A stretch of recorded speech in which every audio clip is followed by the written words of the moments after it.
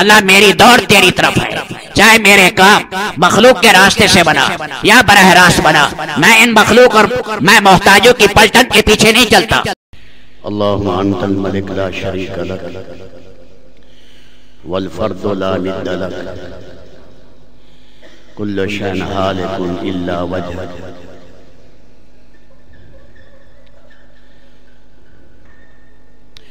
اللہم صل علی سیدنا وحبیبنا وشفیعنا وقائد غر المحجلین محمد وآلہ واصحابہ وازواجہ وعلی امتہ اجمعین، اما بعد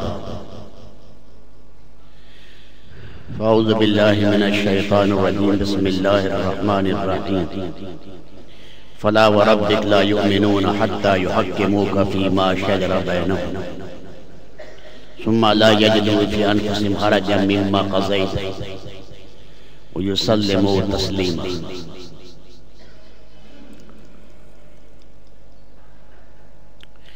حضور صلی اللہ علیہ وسلم کے اوصاف میں کوئی چیزیں بیان کر دیں۔ آپ کا تذکرہ عبادت ہے،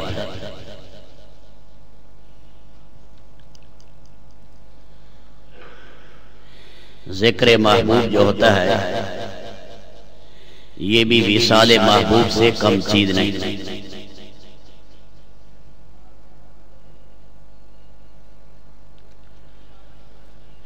حضرات صحابہ کرام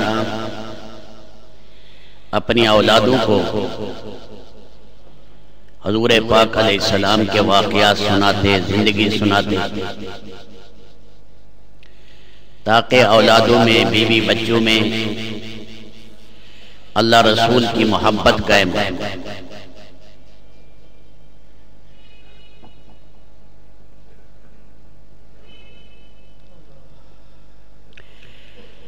تو حضور صلی اللہ علیہ وسلم کے پروردہ ہیں حضرت خدیجہ رضی اللہ تعالیٰ عنہ کے بیٹے حضرت ہند، تو وہ حضور پاک علیہ السلام کے بارے میں بیان کرتے ہیں۔ انہوں نے اپنے بھانجے حضرت حسن حسین کو یہ چیزیں بیان کی، تو ارادہ ہوا کہ ساتھیوں کے سامنے وہ رکھی جائے تاکہ ہمارے دل میں، دماغ میں، لہو میں، گوشت میں، ہڈیوں میں، روئے میں اللہ تعالیٰ اور اس کے رسول کی محبت پیوست ہو جائے۔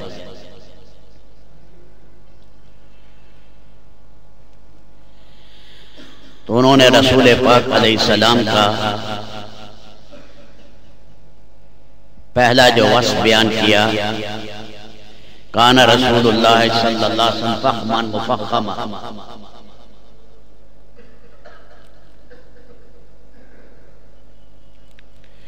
فخم کہتے ہیں جو اپنی ذات کے اعتبار سے عظیم ہے، اللہ نے اسے عظیم بنایا، اور مفخم کہتے ہیں کہ دنیا بھی اور لوگوں کے ہاں بھی وہ عظیم ہے۔ اللہ کے نبی صلی اللہ علیہ وسلم کو اللہ نے ہر اعتبار سے عظمت اللہ نے عطا فرمائی، جلالت اللہ نے عطا فرمائی۔ حضرت عمرو بن عاص یہ زمانہ جاہلیت میں بھی جرنیل رہے ہیں اور زمانہ اسلام میں بھی۔ یہ فرماتے ہیں مسلمان ہونے کے بعد میں رسول پاک کی صحبت میں بیٹھتا رہا،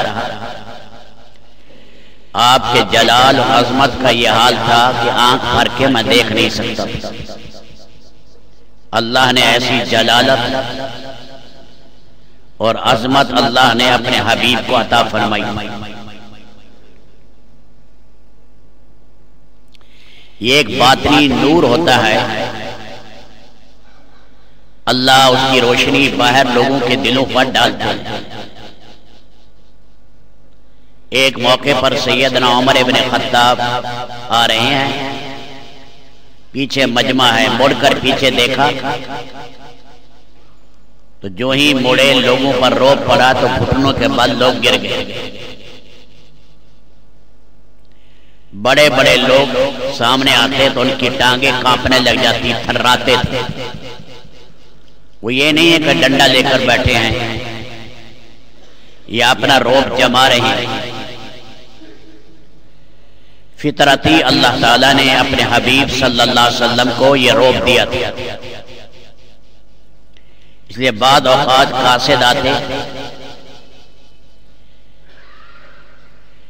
اور کانپنے لگ جاتے، آپ انہیں تسلی دیتے، حوّن علیک نفسک، حوصلہ رکھو، آرام سے، گھبراؤ نہیں، کیا بات ہے، میں قریش کی اس جفاکش عورت کا بیٹا ہوں کہ میری ماں سادہ زندگی گزارتی تھی۔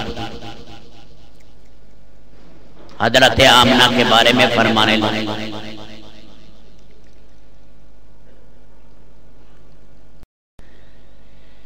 اللہ کے نبی صلی اللہ علیہ وسلم فرمایا پہلی سب مکمل ہو جائے پھر دوسری بناؤ، دوسری ہو جائے پھر تیسری بناؤ۔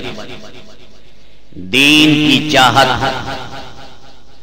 دوسری چاہتوں پر غالب آئے۔ موسم تو کبھی سرد ہے کبھی گرم رہے گا، لیکن دین کی چاہت آدمی میں بڑھتی رہے۔ تو آپ علیہ السلام نے فرمایا میں قریش کی اس عورت کا بیٹا ہوں جو گوشت کو دھوپ میں سکھا کر استعمال کرتی تھی، یعنی میری ماں سادہ زندگی گزارتی تھی، کھانا پینا سادہ تھا۔ گھبراؤ نہیں، میں کوئی بادشاہ نہیں، اللہ کا نبی ہوں۔ نبی تو شفیق ہوتا ہے امت پر، باپ اور ماں سے زیادہ مہربان ہوتا ہے۔ دوسرا وصف فرمایا یتلال وجہ تلال القمر لیلۃ البدر، یتلال کو مانے یستنیر، آپ کا چہرہ انور چمکتا تھا جیسے 14ویں کا چاند چمچم۔ یتلالو کا لفظ ماخوذ لیا گیا لؤلؤ سے، لؤلؤ سچے موتی کو کہتے ہیں جو صفی میں ملے، جھوٹا موتی نہیں، سچا جو بہت ہی قیمتی متاع ہے، تو وہ چمک اس کی بڑی عجیب ہوتی ہے۔ اس کی چمک ہو اور 14ویں کا چاند ہو، دونوں چمکے ملیں، اس سے زیادہ آپ کا چہرہ روشن اور درخشاں تھا۔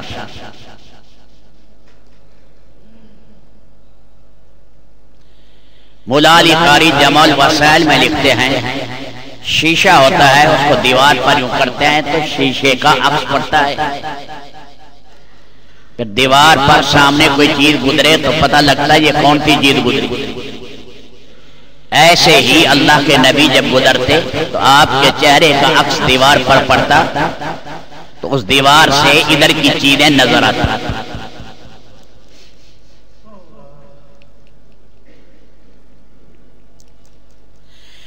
مولا علی قاری رحمت اللہ علیہ نے لکھا ہے علامہ قرطبی سے،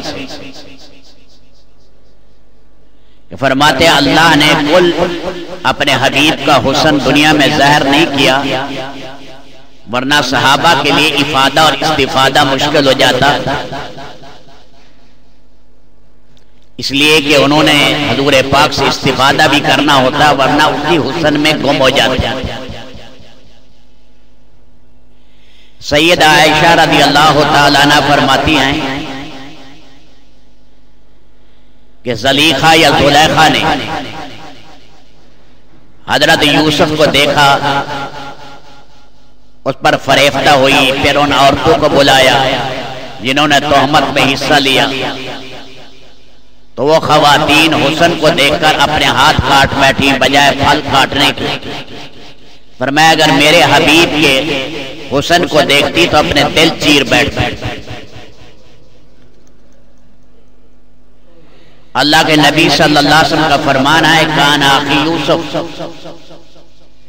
صبیحا وانا ملیح مقصد، میرا بھائی یوسف جو تھا اللہ نے اس میں چمک رکھی۔ اللہ کے نبی صلی اللہ علیہ وسلم مسلم شریف میں آئے، معراج میں اللہ نے دکھایا آپ کو آسمانوں پر جن 7 نبیوں کی زیارت کی کہ اللہ نے ایک عظیم حسن انہیں عطا کیا، اور فرمایا میرے اندر اللہ نے ملاحت رکھی۔ مل نمک کو کہتے ہیں، کھانا بے مزہ ہوتا ہے، بے لذت ہے نمک نہ ہو، نمک سے چاشنی آتی ہے، لذت بڑھتی ہے، حضور کے دیکھنے سے ایسے لذت بڑھتی ہے۔ کشش ہوتی تھی، جاذبیت کی طرف اشارہ کیا، انا ملیح، میرے چہرے میں اللہ نے ملاحت رکھی ہے، جاذبیت، جو بھی دیکھتا ہے جی چاہتا ہے میں دیکھتا ہی رہوں اس مکھڑے اور چہرہ انور کو۔ جابر ابن سمرہ ایک صحابی ہیں، وہ کہتا ہے تقریباً 100 مجالس میں، میں اللہ کے نبی کی 100 مجالس میں بیٹھا ہوں اور 1000 مرتبہ سے زیادہ آپ کے پیچھے میں نے نماز پڑھی ہوگی۔ فرمایا اللہ کے نبی صلی اللہ علیہ وسلم بیٹھے ہیں صحن میں، رات کے ٹائم خطبہ دینے کے لیے، ادھر چاند کو میں دیکھ رہا ہوں، چاندنی رات ہے، تو لقد رأیت احسن من القمر، آپ نے حلہ پہنا ہوا، نیچے چادر، اوپر چادر،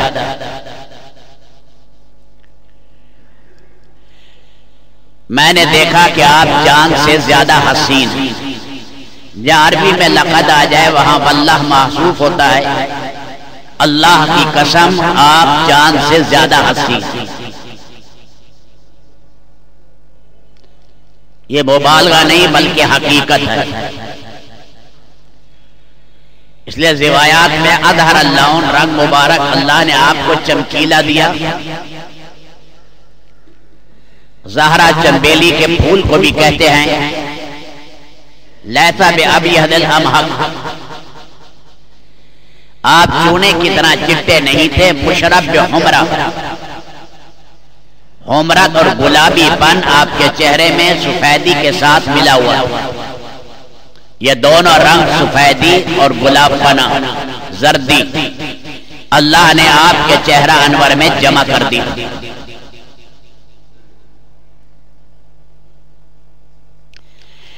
عظیم الہام، سر مبارک آپ کا اعتدال کے ساتھ بڑا تھا۔ وہب ابن منبہ کہتے ہیں کہ قوت عاقلہ کی طرف اشارہ ہے کہ نبی کی قوت عاقلہ ساری امت سے زیادہ ہے۔ 100 حصے والی روایت تو ضعیف ہے، بلکہ ضعیف جدید ہے، ضعیف شدید ہے، لیکن یہ بات صحیح ہے کہ ساری امت کے عقل قوت عاقلہ ملے، نبی کی قوت عاقلہ کے برابر نہیں ہو سکتی۔ اللہ تعالی شانہ نے بے پناہ آپ کو قوت عاقلہ دی تھی، اس قوت عاقلہ کی طرف اشارہ ہے۔ عظیم الہام، رجل الشعر بین الجعودۃ والثبوتہ، آپ کے بال مبارک نہ بالکل سیدھے اور نہ زیادہ گھنگریلے، قدرے پیش دار، حسین ونگرا پن آپ کے بالوں میں تھا، تکسرن خلیل، ان کے اندر موڑاؤ اور گولائی پیدا ہو جاتی تھی تھوڑی سی، جو ہی کنگھی دیتے چھلے کی طرح بن جانا۔ یہ اللہ نے آپ کے بال ایسے بنائے کہ نہ وہ جعودت تھی، نہ ثبوتت، نہ بالکل سیدھے، نہ زیادہ حبشیوں کی طرح زیادہ گھنگریلے، بلکہ حسین پیشدار ونگرا پن آپ کے بالوں میں تھا۔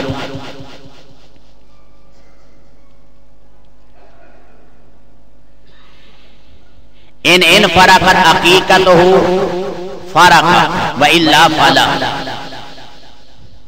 بعض اوقات آپ ایسے کرتے بال دو حصے ہو گئے اسی حال میں رہنے دیتے. شروع میں آپ اہل کتاب کی طرح بالوں کو چھوڑ دیتے تھے، مشرکین کی مخالفت کرتے تھے آپ، لیکن بعد میں بالوں کے دو حصے کرتے تھے، مانگ نکالتے تھے درمیان میں. ہر روز کنگھی نہیں کرتے تھے، کبھی چھوڑ دیتے کبھی کرتے. فرمایا کبھی زینت اختیار کرو، ہر وقت 24 گھنٹے زینت اختیار کرنا یہ بھی مرد کے لیے مناسب نہیں ہے کہ دن میں 10 دفعہ کنگھی کرے. کبھی کر لی کبھی نہ کی، کرتے تب بھی حسین، نہ کرتے تب بھی حسین. یجاوز شعر شہمۃ اذنیہ اذا وفر. جب بال مبارک زیادہ ہو گئے تو پھر بعد اوقات کانوں کی لو سے نیچے چلے جاتے ہیں. وفرا زیادہ ہو گئے، سفر لمبا آ گیا، نیچے چلے گئے. جب بھی آپ علیہ السلام بال کترتے کانوں کی لو سے کترتے تھے. اور آپ نے بال منڈائے ہیں صرف حج پر یا عمرے پر. صلح حدیبیہ کے موقع پر عمرے پر گئے، اس کو بھی عمرہ شمار کرتے ہیں، اگرچہ اگلے سال 7 ہجری میں قضا کی. اور ایک عمرہ شمار ہے فتح مکہ کے موقع پر آپ نے کیا، جیرانہ یا جیرانہ دونوں طرح پڑھتے ہیں. اور چوتھا عمرہ آپ نے حج کے ساتھ کیا. ایک عمرے میں آپ علیہ السلام کے بال قطرے گئے. سیدنا معاویہ رضی اللہ تعالیٰ عنہ کینچی سے قطرے. جس آدمی کے بال پورے سے بڑے ہوں وہ قصر بھی کر سکتا ہے. محلقین رؤوسہم اور مقصرین، قرآن نے کہا کہ قصر بھی ہے اور حلق بھی ہے. فرق اتنا ہے جو حلق کرائے گا اس پر 3 رحمتیں اور جو قصر کرائے گا اس پر 1 رحمت برسے گی. تو اللہ کے نبی صلی اللہ علیہ وسلم نے ایک عمرے میں بال قطرے، یہ بھی اجازت دے دی، باہر کا رخصت ہے اور امت کے لیے آسانی کر دی. اور 3 عمرے اور 1 حج کے اندر آپ علیہ السلام نے بال مونڈے. اس کے علاوہ زندگی میں آپ بال رکھتے تھے. خلفائے راشدین کا طریقہ بھی سنت ہے. حضرت ابو بکر، حضرت عمر، حضرت عثمان یہ بھی بال رکھتے تھے. حضرت علی رضی اللہ تعالیٰ عنہ شروع میں بال رکھتے تھے. بال ان کے بہت گھنے ہو گئے. تو اللہ کے نبی نے فرمایا تحت کل شعرۃ جنابہ. جب آدمی جنبی ہوتا ہے ناپاک تو ہر بال کے نیچے جنابت ہوتی ہے، اس کو دھونا چاہیے مرد کے ذمے.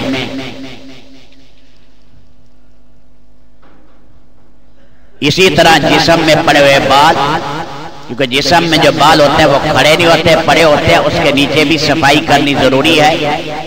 اس لیے حضرت علی فرماتے ہیں میں نے بال مڈا دیے. ومن ثم آدیت راسا. دونوں راہیں بتا دی کہ کوئی بال مڈائے وہ بھی راستہ ہے. بعض اوقات کسی کا سر برداشت نہیں کر سکتا، سر میں درد رہتا ہے یا تکلیف ہے، تو حضرت علی کا طریقہ بھی سنت ہے. اور رکھے تو دوسرے خلفائے راشدین کا طریقہ، حضور پاک کا طریقہ، یہ بھی سنت ہے. دونوں کو کہا علیکم بسنتی و سنت الخلفاء الراشدین المہدیین.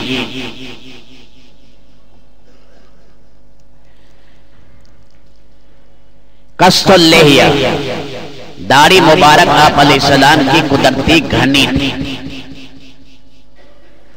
سارے جتنے بھی نبی آئے ان سب نے داڑھی رکھی ہے. اللہ ہمیں بھی توفیق عطا فرمائے.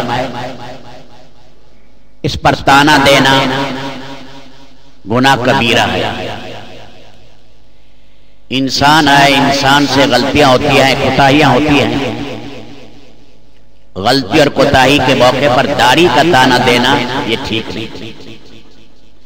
یہ تو ایسے ہے کہ نماز پڑھتا ہے کوئی گناہ کر لیتا ہے تو پھر تانا دینا کہ نماز پڑھتا ہے تو تیری نماز پڑھنے کا کیا فائدہ؟ جو چیز دین کی موجود ہے دین کی اس چیز کا احترام کرنا چاہیے، جو نہیں ہے تو اس کی کمی کا آدمی کو احساس ہے۔ جسے اپنی کمی کا احساس ہے وہ ایک نہ ایک دن انشاءاللہ اس کی کمی دور ہو جائے گی۔ عارفین نے، نیک لوگوں نے یہ بات لکھی ہے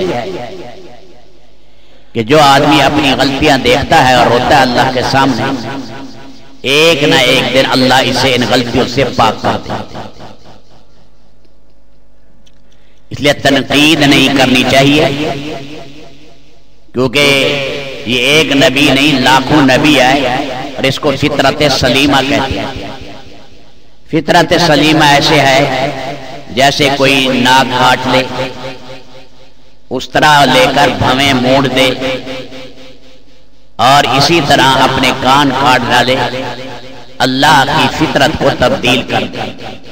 اپنا دانت اکھاڑ کر پھینک دے، کہیں گے یہ فطرت کو بدلنے والا آدمی ہے۔ اسی طرح یہ داڑھی بھی فطرت سلیمہ میں سے، یہ سنن مؤکدہ میں ہے، اور فطرت والی سنن جو ہیں وہ فرض کے قریب ہے۔ پیارے نبی صلی اللہ علیہ وسلم نے ایران کے بادشاہ کو خط لکھا، اس میں لکھا من محمد رسول اللہ الی عظیم کسریٰ۔ یہ خط اللہ کے نبی محمد کی طرف سے ہے کسریٰ کے بادشاہ۔ اسے غصہ آیا اور اس نے کہا اپنا نام میرے نام کے اوپر کیوں لکھا؟ آپ کا نامہ مبارک کو چیر ڈالا۔ صحابی نے گھوڑے کو ایل لگائی کہ میرا کام تو اللہ کے نبی کا خط پہنچانا تھا، میں نے پہنچایا ہے۔ جب اللہ کے نبی کے پاس مدینہ پہنچے اور یہ خبر سنائی، 6 ہجری کا واقعہ، 7 6 کا ہے یا 7 ہجری، تو اللہ کے نبی صلی اللہ علیہ وسلم نے فرمایا اللہم ممزق کل ممزق، اے اللہ اس کی حکومت کے ٹکڑے ٹکڑے کرے۔ اس نے میرے خط کو جیسے چیرا ہے، اس کو چیر کے اللہ رکھ لے۔ اس نے آدمی بھیجے پہلوان کہ یمن کے گورنر سے کہا بازام سے کہ یہاں پہلوان بھیجو اور وہ رسول پاک علیہ السلام کو گرفتار کر کے میرے پاس، نعوذ باللہ من ذالک۔ جب پہنچے تو انہوں نے بڑی کڑی شکلیں بنائی ہوئی تھی، داڑھی مونڈی ہوئی، مونچھیں بڑی بڑی رکھی ہوئی۔ اللہ کے نبی نے فرمایا البدایہ والنہایہ تاریخ کی کتاب ہے اور حافظ ابن کثیر کی لکھی ہوئی ہے، اور بڑا معتبر آدمی ہے کہ اللہ کے نبی نے منہ پھیر لیا۔ کاریا آپ نے نفرت کی کہ یہ کیسی شکل بنائی؟ انہوں نے کہا ہمارے رب کسریٰ نے حکم کیا۔ تو آپ نے فرمایا میرے رب اللہ نے حکم کیا کہ مجھے کتراؤ اور داڑھی بڑھاؤ، باقی تم مجھے جو گرفتار کرنے آ رہے ہو یہاں ٹھہر جاؤ، صبح میں تمہیں خبر دے دوں۔ دریا بدریا واہی کے خبر آئی، پیچھے جو اللہ تعالیٰ کا نظام بڑا مستحکم ہے، کوئی کام اتفاقی نہیں ہوتا۔ اللہ کے نظام کے احکامات کی لڑیاں ایک دوسری سے ملی ہوتی ہے، وہاں مرتب نظام چلتا ہے۔ اتفاق ہمارے ہاں ہوتا ہے، وقت خدا کے ہاں کوئی اتفاق نہیں، وہاں سارا نظام معلل بالعلت ہے، اور وہاں ساری ایک ترتیب قائم ہے کہ ایسے ہوگا پھر ایسے ہو جائے گا، ایسے ہوگا تو میں ایسے کر دوں۔ تو اس کا بیٹا تھا، اس بیٹے نے جو ایک شیشی کے اندر قوت باہ کی دوائی تیار کر اوپر لکھ دیا یہ مردمی قوت کی دوائی ہے، اندر زہر تھا کہ میرا باپ جو ہے یہ عورتوں کا شیدائی ہے، اب فطری طاقت تو ہے نہیں، مصنوعی طاقت لینی پڑتی ہے۔ تو رات کو وہ اپنے مطب میں پھر رہا تھا، تو اس نے دیکھا یہ نئی دوائی حکیم صاحب نے رکھی ہے بڑی شاندار کہ اس کو سارے کو استعمال کرنا۔ اس نے استعمال کی، اس کی آنتیں کٹ گئی اور وہی ٹکڑے ٹکڑے ہو گئے۔ اللہ پاک نے ختم کر دیا، اس کے بیٹے کے ذریعے بیٹے نے ٹکڑے کیے۔ تو صبح آپ نے فرمایا جاؤ تمہارا رب کسرا قتل ہو جائے۔ یہ گئے یمن، وہاں سے مکہ مکرمہ سے مدینہ منورہ سے ذرا زیادہ ہو جاتا ہے، مکہ مکرمہ سے 1000 میل۔ یہ وہاں چلے گئے اور بازام کو جا کر خبر دی جو گورنر تھا، کیونکہ یمن جو تھا وہ ایران کا ایک صوبہ تھا، گورنر انہی کی طرف سے۔ اس نے کہا اچھا تحقیق کرتے ہیں، اگر یہ بات سچ ہے تو پھر یہ واقعی اللہ کے نبی۔ بعد میں تیز رفتار گھوڑے والا آیا، 1 دن 2 دن کے بعد اس نے آ کر خبر دی کہ کسرا قتل ہو، بیٹے نے مار ڈالا۔ تو یہ بازام جو تھا یہ ایمان لایا، کلمہ پڑھ لیا کہ یہ سچا نبی ہے۔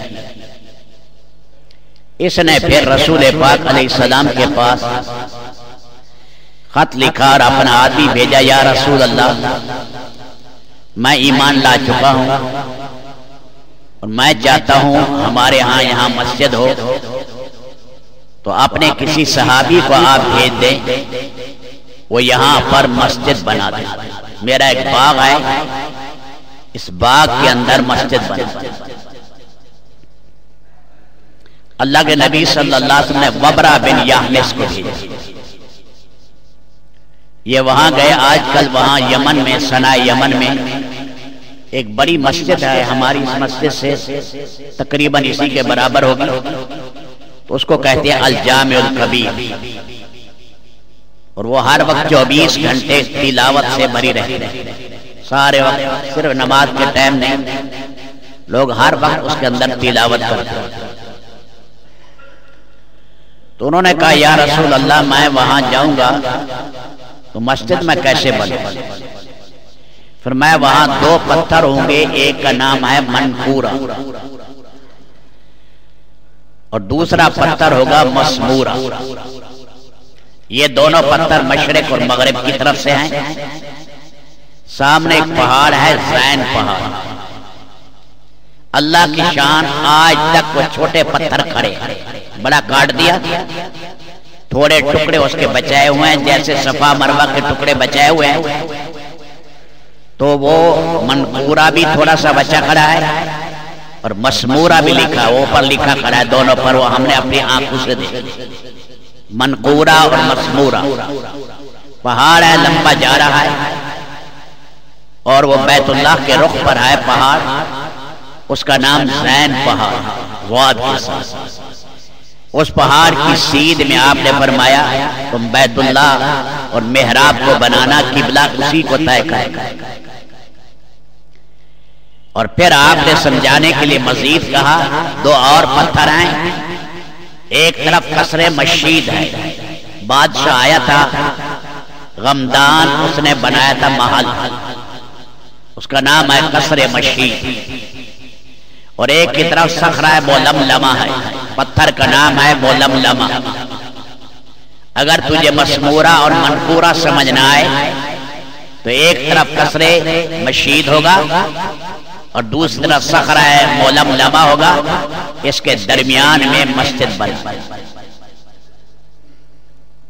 وہاں ایک مینار بھی ہے، اب بھی کھڑا ہے وہ مینار۔ اس کے ساتھ بتانے والے بتاتے ہیں کہ حنظلہ بن صفوان یا نبی ہیں یا پچھلے اولیاء میں سے کوئی ہیں۔ یہ معارف ایک علاقہ ہے یمن میں، وہاں گئے، وہاں کے لوگوں نے پیچھا کر کے ان کو شہید کر دیا، تو وہاں دفن ہیں حنظلہ بن صفوان۔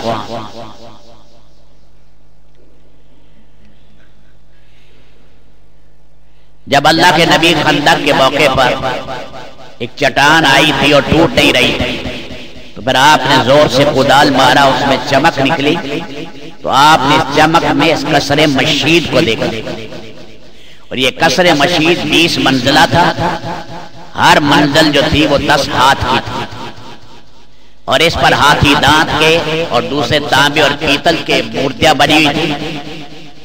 سیدنا عثمان ذو النورین نے کہا کہ ساری مساجد جو بنائی جائیں صنع یمن میں اس کے پتھر لگائے جائیں، وہ ٹوٹنے پر نہیں۔ ایک یہودی نے کہا یہاں تحلید میں کنیسہ ہے، اس کنیسے میں بات لکھی ہے دیکھ۔ انہوں نے وہ جگہ کھودی تو نیچے کنیسہ تھا، کنیسے پر لکھا ہوا ہے اس کو جلاؤ گے تو گرے گا ورنہ نہیں گرے گا۔ انہوں نے جلایا تو قصر مشید نیچے گرا، اور آج تک پورے یمن میں جتنی مساجد ہیں اتنا بڑا محل تھا کہ ساری مساجد میں ستون اسی قصر مشید تھی۔ اللہ میری دوڑ تیری طرف ہے، چاہے میرے کام مخلوق کے راستے سے بنا یا براہ راست بنا، میں ان مخلوق اور میں محتاجوں کی پلٹن کے پیچھے نہیں چلتا۔